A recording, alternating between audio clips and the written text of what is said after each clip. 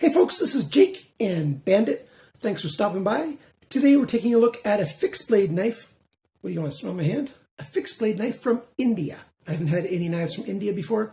I had a gentleman contact me, and generally I just turn those down.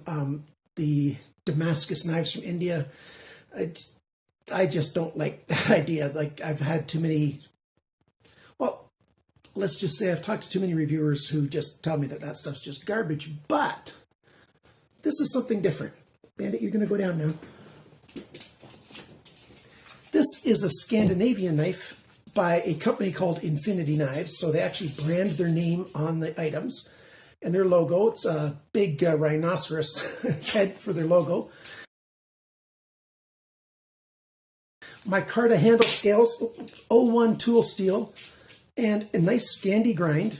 You know, and it's a solid Scandinavian outdoors bushcraft style knife.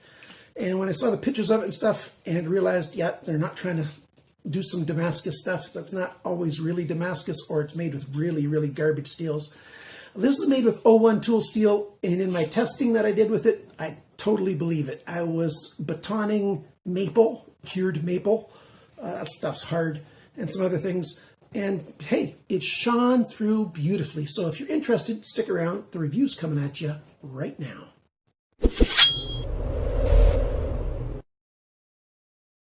The first thing that we're going to look at is the sheath. It's a dangle style sheath with water buffalo leather. And at first I didn't think this was leather, but I've got a friend who used to teach leather work. He's a professional leather saddle maker and all kinds of other stuff. He makes all kinds of bags and things still. He's in his early 90s now. And he's still making, no, late 80s. I think he's 89. 89.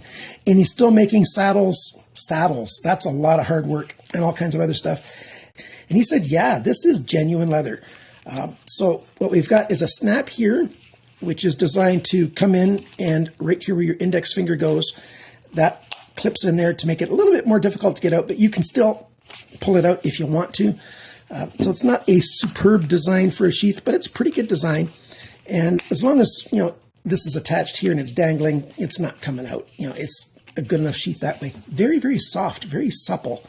And, you know, that's the sheath system. Totally adequate, you know, handmade and functional. The next thing we're going to talk about is the size. Here I've got a Hultafors knife. It's the same size as the basic Moras, like the 511. And so there's a little bit of a size comparison for you. I'll give you all the dimensions later on. So the handle's, you know, this full-size handle, and then the blade is quite a bit bigger than your typical Scandinavian knife, as well as it's thicker. This one's a Hultafors, but it's basically the same as the Moras in terms of dimensions. No, it doesn't go in there. I was trying to put it in the wrong sheath. So that's that. Now let's talk about, well, the first thing I want to talk about is this little mark right here. That was not there when I got it. I dropped this on a pile of wood where there was also some knives. I don't know why. I was trying to carry some wood to a spot to do some testing with and hold the knife out of the sheath at the same time, and I dropped it, and that's why that got chipped out. That's my fault. What we've got is, I think this is linen micarta. It's definitely micarta, and, you know, it's a nice brown color. And let's see if we can get some close-ups of it. Hopefully the colors will come out in the light here. It's got 3 pins in it. You know, it's a good-looking sheath. I mean, the handle, the micarta is well done. We've got 01 tool steel. I mentioned that before. A bit of a drop point here. And then you've got your Scandinavian grind. It's got a 0 edge grind, so there's no micro bevel on the edge here. It's just, you know, straight down to the edge. And it cuts very, very well. On my cut tests, it got 110. 200 and less is considered sharp. And, you know, this is 110, very, very sharp. And that has a lot to do with the angles of the Scandinavian grind. On the side that it says Infinity Knives, that was ground to 14.8 degrees, this angle here. And on this side, 12.2. So, you know how most knives are 20 degrees to the middle and then 20 degrees to the other side, like EDC knives. This one's, 14 and a half roughly, and 12 and a little bit. So it's a much more shallow grind to that point on that edge, and that's why it cuts like a dream. Now, I don't generally recommend doing batoning with knives, even knives that, they're designed to say they can do it, because, unless that's the only cutting edge I have and I have to, yeah, then I will. But otherwise, use a hatchet for that kind of stuff. That's just my personal opinion. And if you do have to take stuff out, if you've got a chunk of wood, that's 3-4 inches around, I just take a little bit off the side and take another little bit off the side, another little bit off the side, and make kindling that way instead of trying to knock it in half and then knock it in half again. Instead of doing big amounts, it's no more work to just do one slice at a time, the pieces the size that you want them, and then you've much less risk of ruining an edge or needing to sharpen it or any other problems. So that's what I do there. A Scandinavian grind, full-size knife. Let's go over the dimensions and talk about that stuff for a minute. We've got 11.5 centimeters. We've got 11.5 centimeters of cutting edge. That's 4.52 inches, and that's the blade length as well. So we've got a 4.5 inch blade, and the handle length is 12 centimeters. That's 4.73 inches. Grip is the same. So basically 4 3/4, 4.5. If we've got 4.5 here and 4 3/4 here, that's 9 1/4 inches, which is 23.45 centimeters. The blade thickness is 3.23 millimeters, which is 0.127, just over 1/8 of an inch thick. So that's good. The blade depth, the biggest spot right out here, because it's got a bit of a belly right there, that is 3.14 centimeters, 1 1/4 inches, just under 1 1/4 inches. I already told you the grind angle, 14.8 and 12.2. The handle length I gave you, the handle thickness, that's this way. 2.31 centimeters, 0.91 of an inch. It's a little bit thicker than I'd like it to be, but not by much. It's not designed for small hands. Medium and larger men's hands are probably going to be comfortable with this. Small, probably not. The handle depth, that's this dimension right here, 3 centimeters, 1.18 inches. And I already have given you the total length of this knife. The weight of it, we've got, with the sheath, it's 265 grams, which is 9.35 ounces. And without the sheath, it is 225 grams, 7.95 ounces. So basically 8 ounces, for the knife.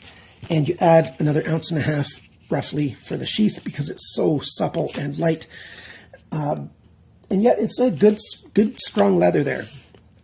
So some of those measurements were in a different order than I usually give, but that's just fine, I think. Let's talk about how much this thing costs. It's $100. No, it isn't. It's not $100. It's $79. $79 on Amazon.com, and they will ship to Canada. They shipped mine here anyways. Amazon.com ships most things to Canada.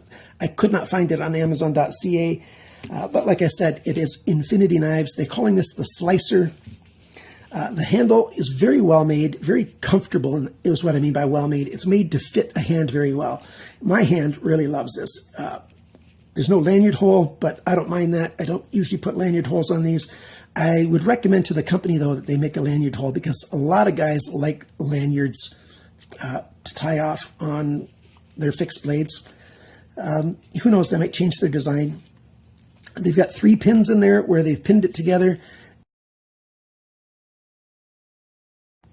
Nothing's come loose. And like I said, I was whacking on this thing a little bit, batoning and all kinds of other stuff. So I think the handle's very solid. Grip feels good, and it cuts very, very well. Hopefully I still have those still pictures. I got some still pictures of some cutting that I did, some slicing, and, well, here's those pictures.